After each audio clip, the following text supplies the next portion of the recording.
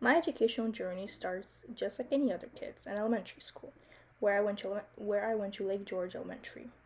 There, I was able to make new friends for the first time, learn new things, play with new toys like Play-Doh and Legos, and really be creative and have an active imagination.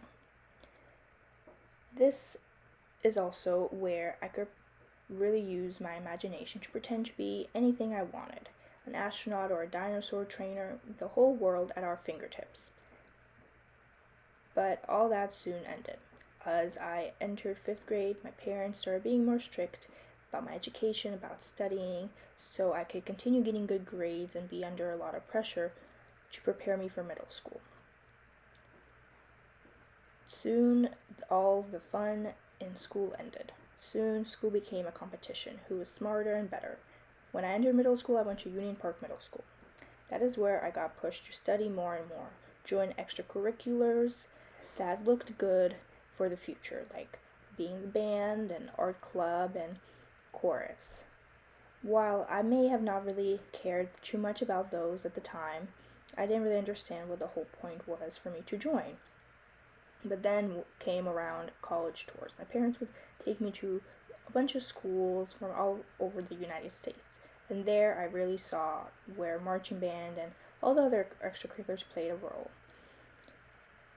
The goal wasn't to really learn, but to get into a good GPA and get into a magnet program. Well, I finally did. I got into a magnet program in high school where I went to University High School. There, all I could think about was my GPA.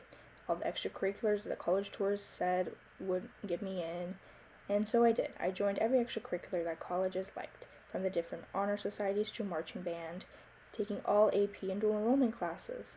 I would study day and night to make sure I got the perfect grades. I, at that time, didn't really think about was I enjoying all the extracurriculars I was spending all my time at, or was I really making friends and learning what I needed to learn. More importantly, all I really cared about was what kind of grades and my class rank.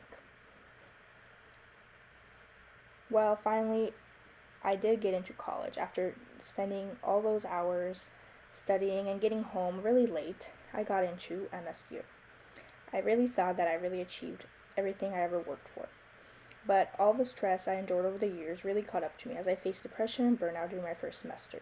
But MSU gave me resources to better manage, so if I can look back on it, I would rather try my best than work myself to a bad place where I wasn't really learning.